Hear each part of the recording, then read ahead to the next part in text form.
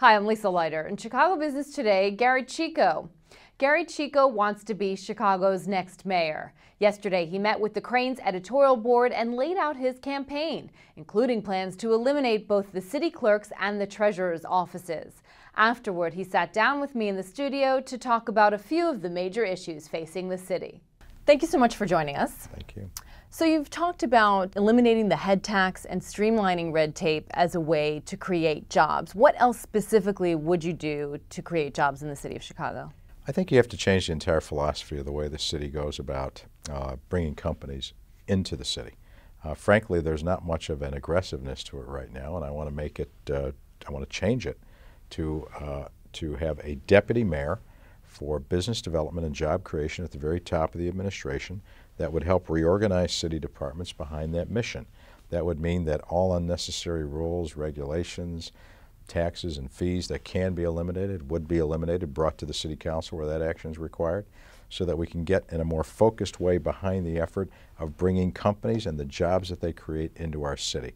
Well, let's talk about balancing the budget. Can you give us a few specific examples of ways that you would cut costs and generate more revenue? Yes. First of all, I'm going to do this on a 4-year horizon as opposed to the 1 year that we do right now, because I think you need a longer planning horizon. We'll have a financial plan, and we'll follow our financial plan, which will include restructuring and reshaping our government to make it fit our revenues. We will look to consolidate, merge departments where necessary. What are some of those examples? I've talked about the city clerks and the city treasurer's office. I think that those have to be done away with. Those are relics. Those are from a bygone era where we used those offices to balance a political ticket. Now we need to balance our budget. Far more important thing to do. We will have to bring property onto the tax rolls. We have 14,000 lots out there that are in the hands of the city paying no taxes. That's got to end. If necessary, give that land away to a company that wants to put a business in here and bring taxes onto the city treasury. We're going to have to look at other ways to raise money entrepreneurially. I've talked about sponsorships, advertising, even the casino gambling complex that's being talked about by the legislature is going to have to be something that we look hard at. Do you support a casino then in the city of Chicago? I do. I think the city should own it. The city should hire a third-party operator to make sure that it's run properly, and we should own the land. We should try to control it as much as possible, yet not operate it, and see how much revenue can be generated for the city of Chicago. You talked about some of the cost cuts, some of the revenue generators. Do you support any tax hikes? Are those still on the table for you? You leave them on the table as a responsible official, but that's absolutely the last resort.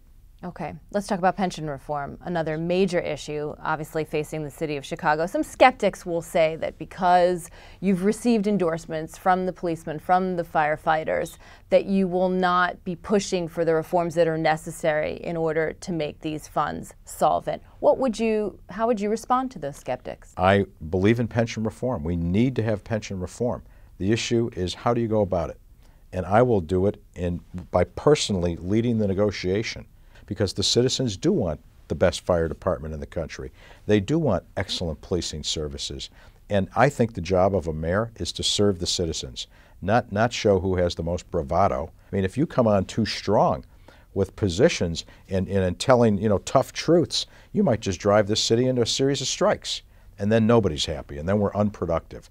I've had the experience of balancing 16 budgets, all with surpluses, and I'm the only candidate in this race to have negotiated with just about every labor group here and done it in a fair, fast, and affordable way. Okay, thank you so much for joining us today. We appreciate it. And that's this edition of Chicago Business Today. For more political coverage, be sure to check out chicagobusiness.com and read Greg HINZ'S blog. Thanks for watching. We'll see you tomorrow.